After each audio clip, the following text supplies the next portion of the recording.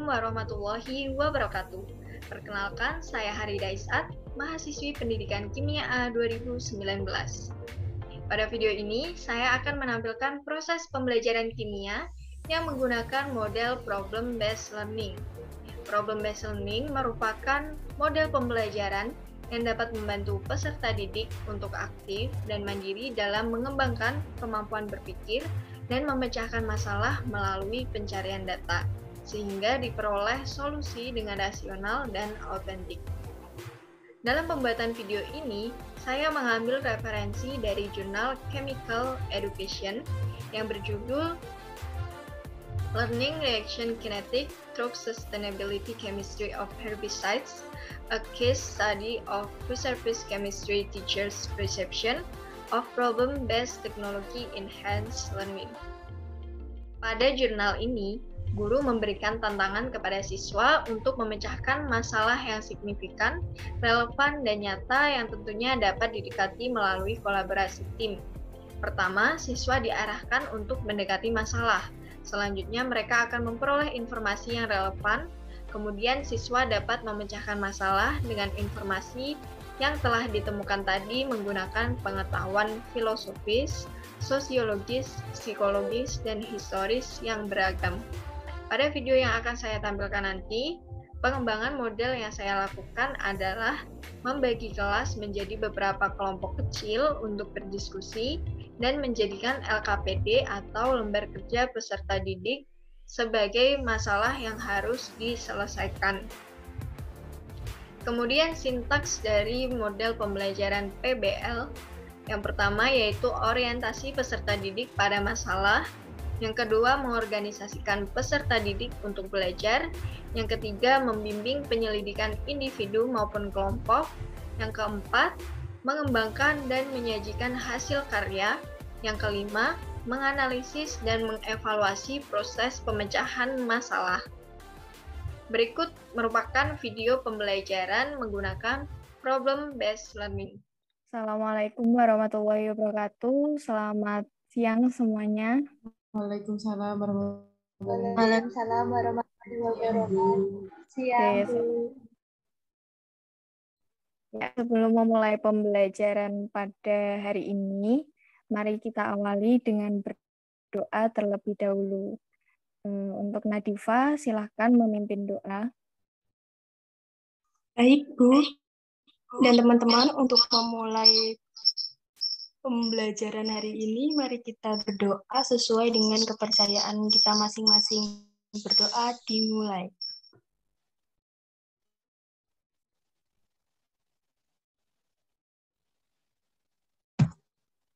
Selesai. Ya, terima kasih Nadifa. Bagaimana kabar kalian hari ini? Baik, Bu. Baik, Bu. Apakah ada yang tidak hadir?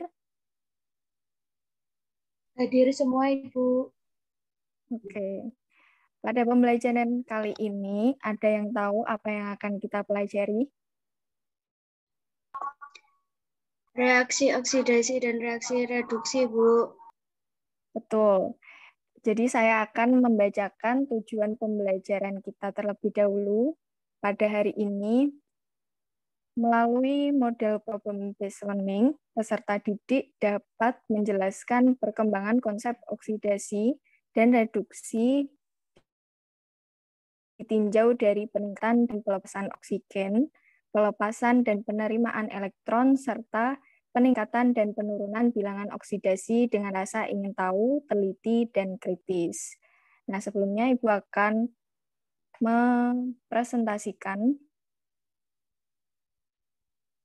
sebuah PPT. Coba perhatikan gambar ini. Jadi ini adalah gambar besi yang dibiarkan di udara terbuka dan lama-kelamaan besi akan berkarat. Kira-kira mengapa besi dapat berkarat? Karena terkena air hujan dan udara, Bu. Ya, terkena air hujan dan udara. Ada jawaban yang lain? Mengalami oksidasi, Bu. Betul. Besi yang dibiarkan di udara terbuka akan berinteraksi dengan oksigen, sehingga peristiwa berkaratnya besi merupakan salah satu contoh dari fenomena oksidasi. Nah, selanjutnya terdapat dua unsur besi yang berbeda.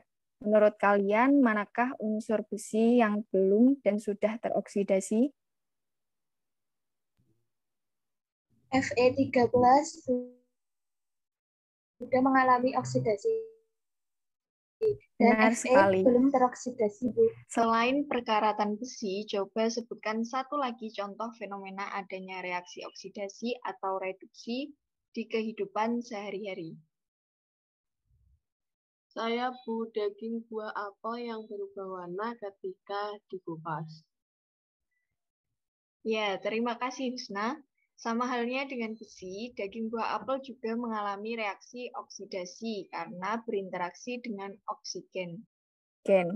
Nah, sesuai dengan tujuan pembelajaran yang saya sebutkan tadi, materi yang kita bahas adalah perkembangan konsep reaksi reduksi dan oksidasi, yang biasa disingkat redoks.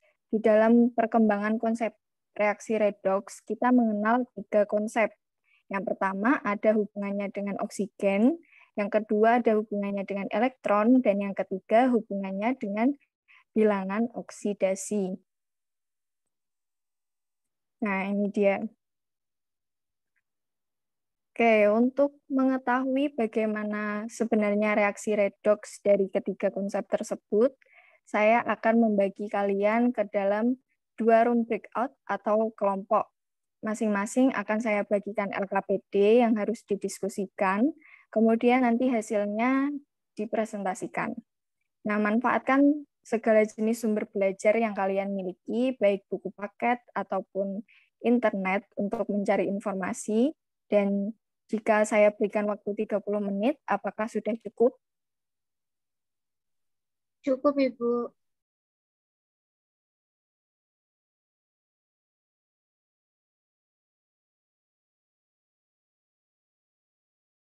Waktunya sudah habis, saatnya untuk mempresentasikan hasil diskusi kalian. Nah, perwakilan dari kelompok 1, silakan untuk mempresentasikan hasil diskusi dari tabel dan jawaban soal nomor 1. Baik, Bu. Saya perwakilan kelompok 1 akan menyampaikan hasil diskusi kelompok kami untuk reaksi kimia Fe ditambah O2 menghasilkan FeO3 itu mengikat oksigen sehingga jenis reaksi yang terjadi adalah oksidasi.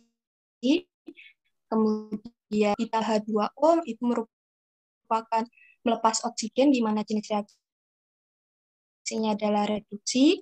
CO ditambah O2 menghasilkan CO2. Dan reaksi kimianya adalah oksidasi. Fe2O3 ditambah CO menghasilkan Fe ditambah CO2 itu merupakan melepas oksigen di mana jenis reaksinya adalah reduksi. Kemudian 2Mg ditambah O2 menghasilkan 2MgO mengikat oksigen di mana jenis reaksi kimianya adalah oksidasi, dan Al2O3 menghasilkan Al ditambah O2 itu melepaskan oksigen, jenis reaksi kimianya adalah reduksi. Kesimpulan dari kelompok kami itu konsep pelepasan atau pengikatan oksigen, setiap reaksi yang mengikat oksigen disebut reaksi oksidasi dan yang melepas oksigen disebut reduksi. Kemudian konsep oksidasi reduksi ditinjau dari penggabungan dan pelepasan oksigen. Berdasarkan konsep ini, oksidasi didefinisikan sebagai reaksi yang mengikat oksigen. Contohnya C ditambah O2 menghasilkan CO2. Reduksi adalah reaksi pelepasan oksigen. Contohnya 2SO3 menghasilkan 2SO2 ditambah 3O2.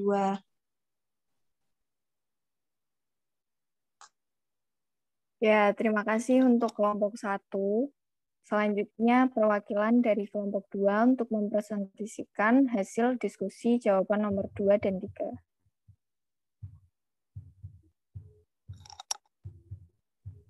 Saya Bu, sebentar izin share screen ya Bu.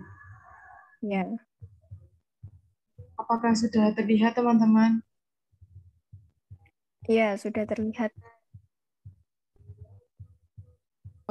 Baik, saya akan mempresentasikan nomor 2 dan juga nomor 3. Untuk nomor 2, konsep oksidasi reduksi ditinjau dari pelepasan dan penerimaan elektron. Pada pembentukan senyawa ion, tanpa adanya pelepasan dan penerimaan elektron, ion positif terbentuk jika suatu atom melepaskan elektron, sedangkan ion negatif terbentuk jika suatu atom menerima elektron. Berdasarkan konsep ini, oksidasi adalah pelepasan elektron, sedangkan reaksi reduksi adalah peningkatan oksigen. Contohnya pada peristiwa pembentukan KCl dari logam kalium dan gas klorin. Persamaan reaksi yang terjadi adalah 2 kalium ditambah klorin menjadi 2 KCl. Logam K melepas elektron, maka persamaan reaksinya adalah sebagai berikut. Nah, itu disebut dengan oksidasi. Kemudian, gas klorin atau Cl2 menangkap elektron, maka persamaan reaksinya sebagai berikut. Reaksinya itu reduksi.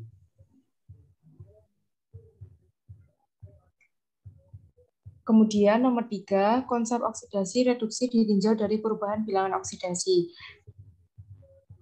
Reaksi reduksi dan oksidasi dapat didefinisikan sebagai oksidasi adalah reaksi yang mengalami kenaikan bilangan oksidasi. Reduksi adalah reaksi yang mengalami penurunan bilangan oksidasi. Contohnya reaksi oksidasi Zn menjadi Zn2 plus 2 elektron. Bila oksigen 0 mengalami kenaikan. Bila oksigen 2 positif 2 sebanyak 2. Kemudian reaksi reduksi Cu2 plus 2 elektron jadi Cu. Bilox Cu2 plus 2 mengalami penurunan dan bilox Cu 0 sebanyak 2. Jadi persamaan reaksi secara lengkapnya yaitu Zn plus Cu2 plus menjadi Zn2 plus Cu. Ya, baik. Luar biasa ya, jawabannya sudah tepat semua. Nanti saya minta tolong LKPD-nya yang sudah dijawab untuk dikirimkan ke saya. Baik, Bu. Oke, saya share screen lagi.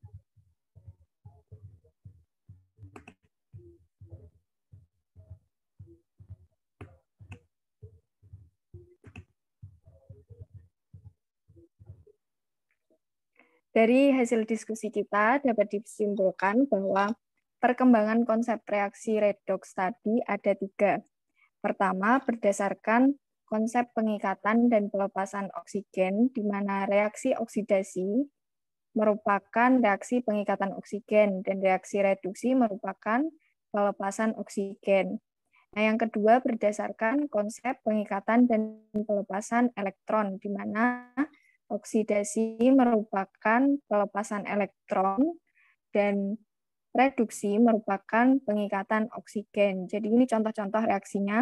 Untuk yang oksidasi di konsep berdasarkan pelepasan dan pengikatan oksigen, ada atom unsur karbon yang mengikat oksigen kemudian menjadi CO2. Sedangkan yang reduksi ini ada 2SO3 yang mengalami penguraian menjadi 2SO2 ditambah dengan oksigen. Kemudian untuk oksidasi pada konsep reaksi reduksi dan oksidasi berdasarkan pengikatan dan pelepasan elektron. Contohnya ada kalium yang terurai menjadi ion K+ dan melepas 1 elektron. Kemudian pada reduksi ada contohnya Cl2 yang mengikat 2 elektron menjadi 2 Cl-.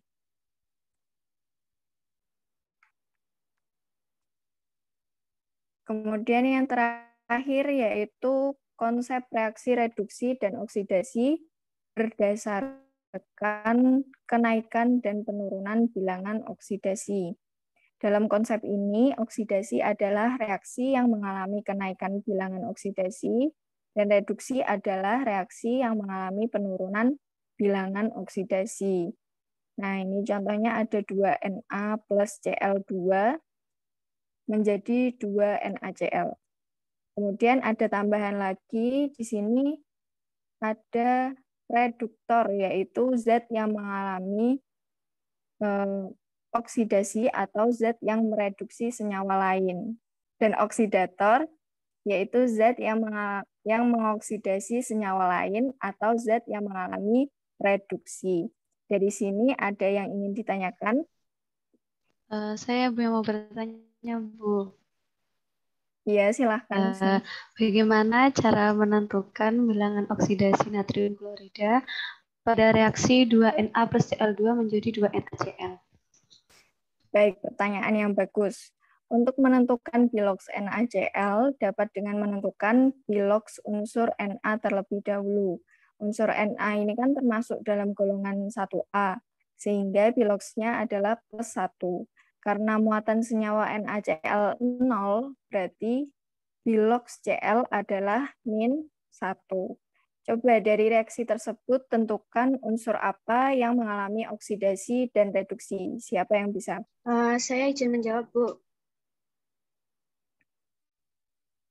Yang mengalami oksidasi itu, yang mengalami oksidasi itu Na, karena biloknya naik 1 dari 0 menjadi plus 1, dan yang mengalami reduksi itu Cl-nya, karena biloknya turun 1 dari 0 menjadi min 1. Benar sekali. Ada yang ingin ditanyakan lagi? Belum, Ibu. Baik, jika belum ada yang bertanya lagi, untuk mengevaluasi hasil belajar kita pada hari ini, terdapat tugas yang harus diselesaikan. Tugasnya yang pertama, membuat ringkasan mengenai materi hari ini, dan yang kedua, mencari contoh reaksi oksidasi dan reduksi selain yang saya tampilkan tadi.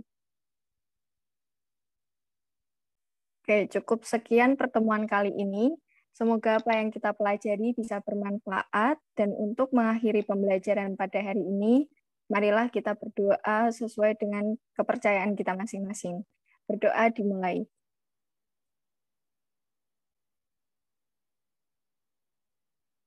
Baik, berdoa selesai. Sekian dari saya. Wassalamualaikum warahmatullahi wabarakatuh. Waalaikumsalam warahmatullahi wabarakatuh. Terima kasih, Bu. Ya, sama-sama. Demikian tadi video implementasi model pembelajaran problem-based learning pada materi perkembangan konsep reaksi redoks.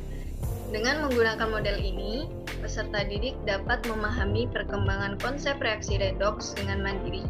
Selain itu, kemampuan berpikir kritis yang dimiliki peserta didik akan semakin terlatih karena adanya masalah yang telah diberikan. PBL juga meningkatkan kemampuan sosial dan keterampilan berkomunikasi yang memungkinkan mereka belajar dan bekerja dalam sebuah tim. Terima kasih telah menyaksikan video ini. Sekian dari saya. Wassalamualaikum warahmatullahi wabarakatuh.